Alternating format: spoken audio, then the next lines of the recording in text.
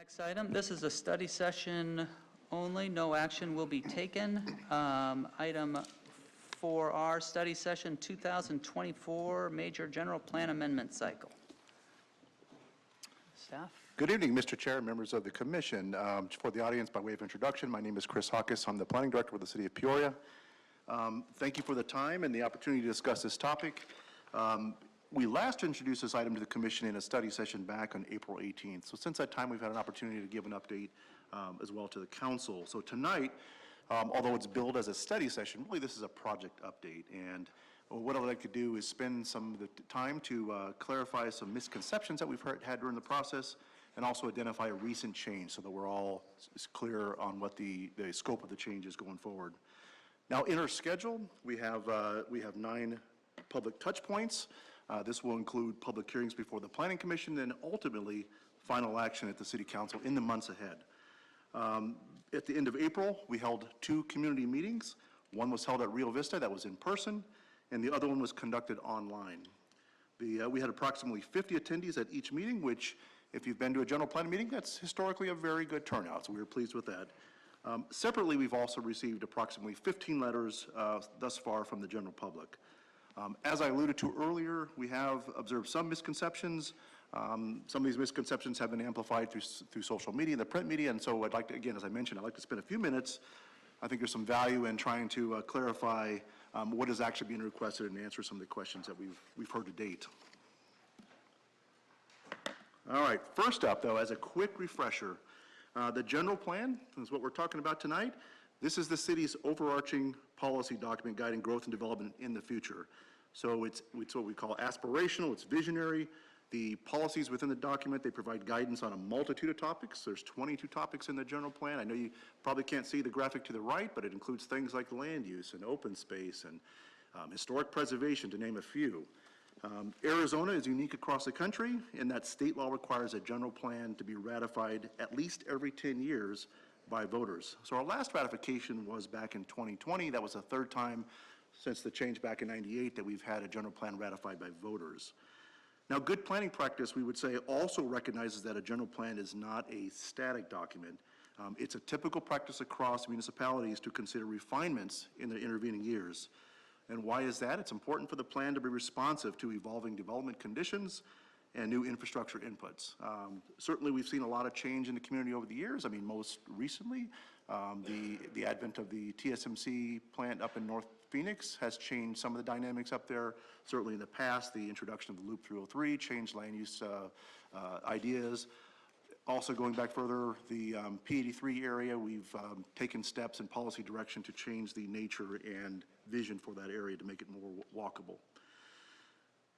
So as I mentioned, whereas the general plan, it's intended to set the vision and the outcome, the tactics, strategies, and priorities to get us there, those remain responsive to those changing conditions. So back at council, I used a metaphor of a road trip. So you have an idea where you're going to go for your vacation, but how you get there and what vehicle you take or what mode of transportation you take, that changes. So those are the refinements along the way to get you to that ultimate objective in the general plan.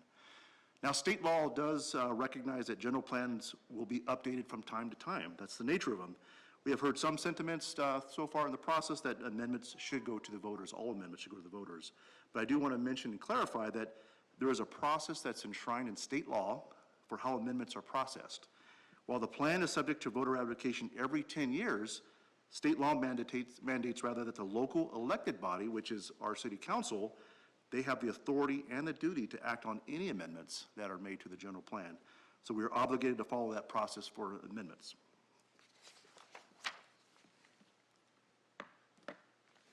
Okay, the 2024 proposed amendments fall within 4 areas or 4 buckets. The first bucket is the state land category and map update. We're proposing a new category that would pertain to state land areas, and we're also suggesting some changes to the land use map. The second bucket is to the circulation plan. This is the plan of existing and future roadways throughout the city. It includes everything from collectors to arterials to higher order roadways. Finally, or I shouldn't say finally, but the third item is the Parks and Recreation Guidelines update. There are some cleanups to that section, some of the text there. And then finally, we have revisited the qualification for what constitutes a major amendment. So let me just stop there for a second. State statute, they leave it to each community to decide what the threshold is. So each community can decide what is a major alteration to their land plan. We do have a change that we want to speak to for tonight on the basis of that. But for the sake of brevity in this update, what I'm going to do is really focus on item 1 and item 4, because that's really garnered the most attention and discussion throughout the process.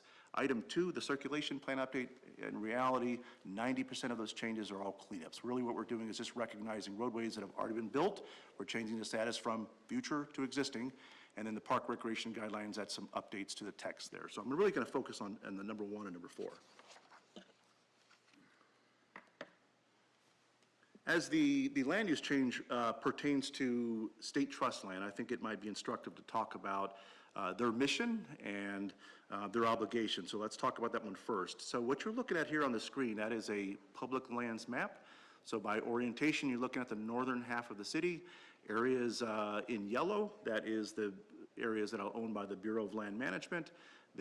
So most of those lands north of State Route 74, they largely have a recreational position. They have their own plan for how their lands are used in those areas. Areas around the lake are owned by the Board of Reclamation, Department of Interior. They are managed by Lake Pleasant, they're by the county as Lake Pleasant Regional Park. What I'm going to talk about here are the areas in blue. And so those are lands that are owned by the State Land Department. Now, the State Land Department has a very specific constitutional mission. So first off, they happen to manage over 9.2 million acres statewide, so they cover a lot of land. Within the city itself, there is approximately 35,000 acres, or to translate that further, that's approximately 55 square miles in Peoria's planning area. So the mission of the State Land Department, that is to optimize the economic value of the land for the underlying beneficiaries. So if you were to go to the State Land website and look at their beneficiary map, you'll see that there's 13 underlying beneficiaries, everything from common schools to mines to prisons.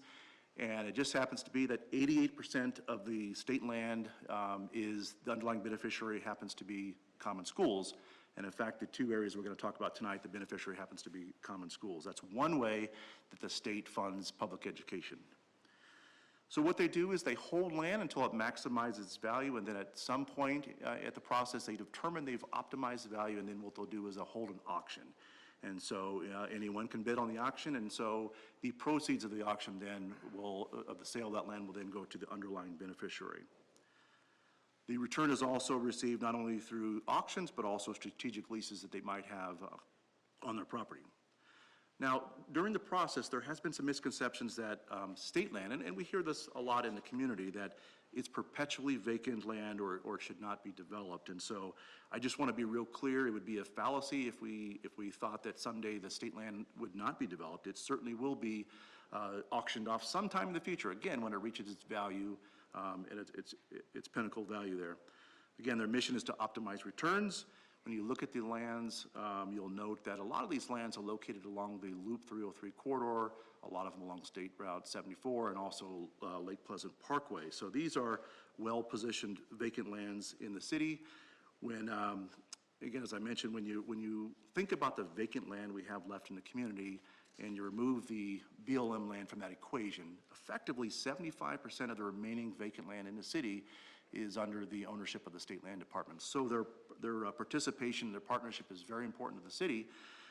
As you know, and you might have heard, the predominant number of our workers right now out-commute to other job sheds in the area, predominantly Norterra. They might go to downtown Phoenix or other areas. And so the city is trying to become more fiscally responsible and expand its jobs base and its employment base in the city, and we see some opportunities along the Loop 303 and particularly along Lake Pleasant Parkway. Some of the criticism in the past has been along Loop 101. You note that there are a lot of residential communities that abut that thoroughfare and perhaps some lost opportunities in the past. And certainly we want to be a little more thoughtful and a little more intentional as we grow into the future here.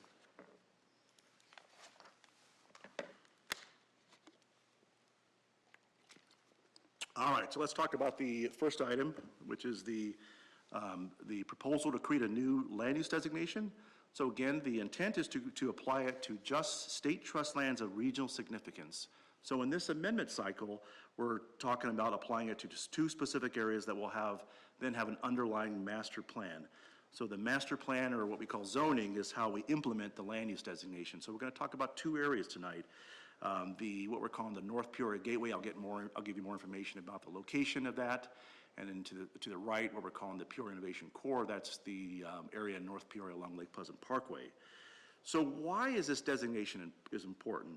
What this designation says, and all it says really, is it takes this body of land, right, this geographic area, and it says that we're going to treat this area as one cohesive planning unit with the commitment to do an underlying master plan under that. The master plan, again, is the zoning, which will tell us the regulations, what type of land use will go there, the intensity of it, the number of units, the infrastructure requirements, all those things that you have seen in the past on zoning cases that you would expect. All we're doing at the general plan level is we're saying we're going to treat this as a cohesive unit.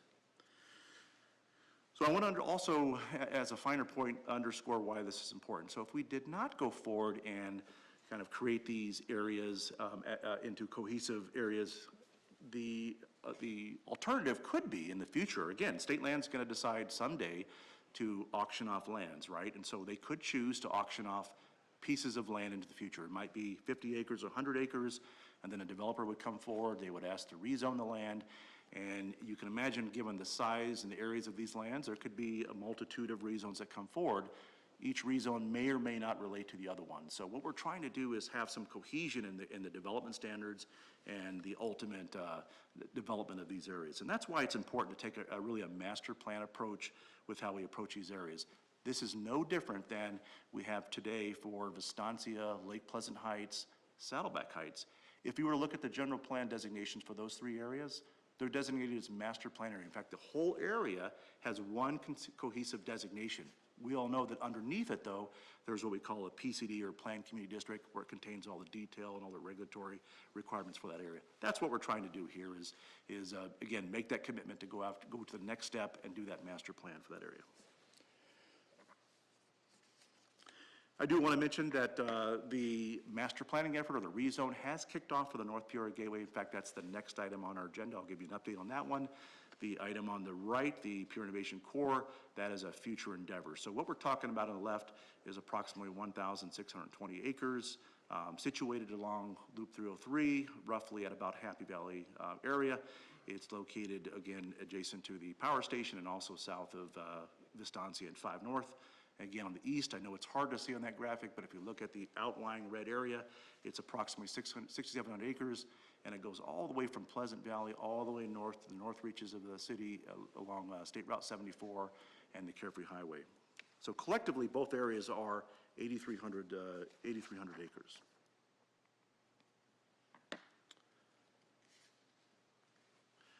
Okay, so key takeaways. I talked about why we're looking to take a master plan approach for these two areas and how they are similar in structure to the master plan communities that you see on the screen here. I do want to mention we've had some concerns that is this going to somehow impact the waterways or the hillsides or some of the sensitive areas? And the answer to that question is no. It doesn't impact the existing regulations at all. In fact, we have some pretty robust regulations already in place. We have a hillside ordinance that governs lands above 10% grade. We have a desert lands ordinance, which governs anything. It protects washes, corridors, native stands of vegetation, also cultural resource areas. So all those regulations remain in place. They are not impacted one bit by this general plan change. And again, as I mentioned earlier, what the alternative could be, it could be an environment that we certainly want to avoid, and we want to do this really in a more intentional and controlled fashion. Okay, I'm going to pivot to the fourth item. I talked about major amendment criteria. I talked about how the state statute leaves it to each community to decide what a major alteration to their plan is. And every community is a little different. Peoria right now happens to have criteria that says, you know, if you make a change to the land plan that's over 80 acres, that is a major amendment. Now, just to relate that to some of our peer communities, like Gilbert, Chandler, Phoenix, they are basically, you know, I've seen 320 acres, 640 acres. If you look at the city of Phoenix, it happens to be 3 square miles, 5 square miles. So they're much larger areas. So when we started the process, we had proposed that to increase the major amendment criteria from 80 acres to 640 acres.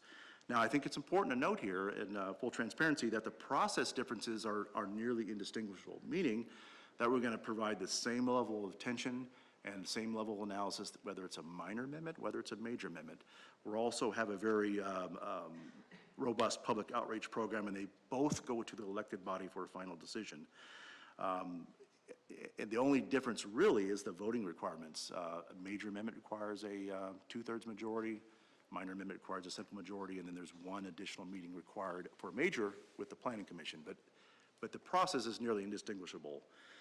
But it was clear during the public comment sector that this was an area of concern, and so we have listened to the community. We decided that, we're going to go ahead and leave the 80-acre threshold in place. So what you see on the screen there in red, we've crossed out that proposed amendment. That is not going to be part of the amendment going forward. What we would like to retain as part of the amendment is what you see in the dotted red. I know you can't read that, I'll read it for you, but it basically says that if our circulation plan, we have basically conceptual locations of future roadways. If there's a realignment of any roadway and or change in classification from future to existing, like what we're talking about tonight, that would not require an amendment. So all we're doing again is recognizing a future road, it's been built, we're just asking that we not go through the process, not have to go through the process, just to recognize a road that's already built. So that's all we're asking for as part of that final element there. All right, and then my last slide, I think what you're seeing up here is the process laid out. Again, as I mentioned earlier, we came to the Planning Commission, we did a study session back in April. We did a study session with the council in March. We've had 2 neighborhood meetings, and here we are tonight on June 6th. And the process going forward is later on this month, what's called the 60-day review ends. And what that is we send out the documentation to a number of public agencies in and around the community, and they have the opportunity to respond to that. That review ends on June 19th, and so far we've gotten, I think, 2 or 3 letters, and they've not had significant issues with the changes that are being proposed. Going forward, we have a July 18th Planning and Zoning Commission that will be held at Rio Vista Community Center. Why is it off-site? State law requires that we have one of those 2 public hearings at an off-site location. So that first one will be at Rio Vista. We'll come back August 15th. We'll ask the commission to make a final recommendation to City Council, and then the plan is to go to City Council on September 17th for final action. If anyone in the public wishes to get more information on this, they certainly can go to the city's webpage under /general plan, and we do have all of the proposed changes enumerated there. With that, Commission, I'm happy to take any questions. Vice Chair Waitman, do you have any questions? No questions. Thank you, Chair Fider. Thank you. Secretary Nelson. Thank you. Thank you for the presentation. I missed a lot, apparently, between our last meeting and today. I'm kind of shocked that we're dialing this back to 80 acres. That's actually a disappointment. I agree with you. I think you can develop these in a more cohesive manner when you have that larger. So help me understand it. Is that based on feedback from residents, from council members, from both? Where did that feedback come from, and what was the concern? I'd like a little more detail and color around that. Mr. Chair, Commissioner Nelson, Commissioners, and so when we went into that, the idea was that we were just trying to be a little more efficient with our processes, right? In the end, again, as I mentioned, and I want to underscore this again, whether we do a minor or major, from our side, the process is indistinguishable. We still give it the same level of review and analysis, but going forward, there are a few nuanced differences, right? The vote at the City Council level, and you have the opportunity of one additional public hearing with the Planning and Zoning Commission. So in our comments that we heard from the public, there was concern that that was a dramatic shift, and that changes that are in the order of up to 640 acres or a square mile really should be subject to a 2/3 majority as they are today, and not a simple majority. I think that was some of the concerns with that. That was too large of a change and too large of a leap forward. I see. In the minor versus major amendment, there's no change in the timeline to approve those projects? Mr. Chair, Commissioner Nelson, and not to get too far in the weeds, in the state statute, it requires that major amendments be approved within, or I shouldn't say approved, be acted upon within 1 year upon submittal. There is no timeline for minor amendments. So however long it takes to address all the issues and get to a conclusion. There's no time period that's allotted for that. One more reason to keep it in place. So now the clock starts ticking.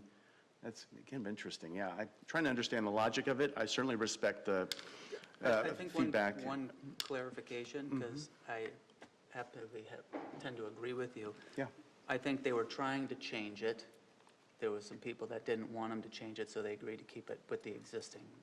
So they're not going backwards, they're just not making the change forward. And I'm Yeah. sorry. Does that make sense? Yeah, I understand, yeah.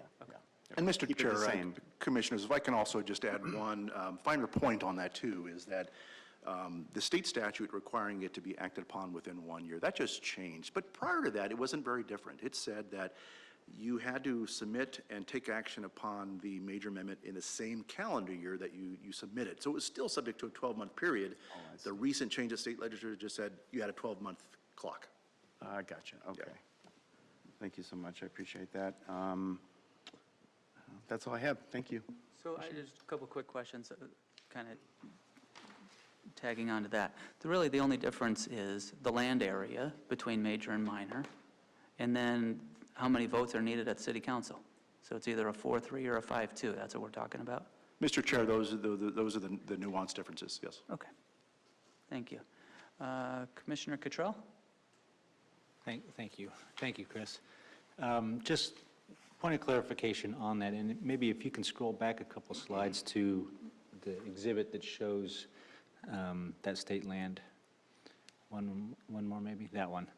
So assuming this passes, goes forward, everybody's happy, on that, the land use map, this area that you're showing as the PIC and the MPG would then be essentially one big giant color code, with the only requirement being that they have to do a master plan within that before they develop. Is that correct?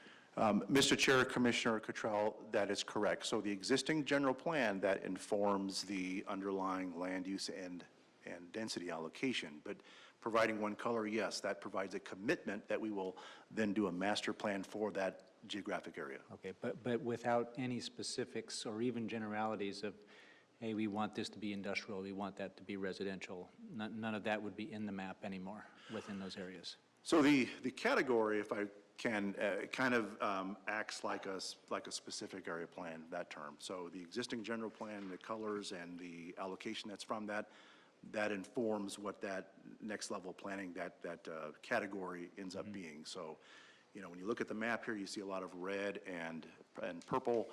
Those are largely commercial and industrial areas. That stays essentially intact. But what this allows us to do is then master plan this as a cohesive unit. Okay, so there still would be some direction given to a potential developer that this area is intended to be industrial, let's say, or residential or whatever. Commissioners and Commissioner Control, absolutely, and that occurs most distinctly with the master plan of the rezone case that we do, yes. We would do later. Okay, thank you. Thank you. Any other commissioners have any comments, questions? Great.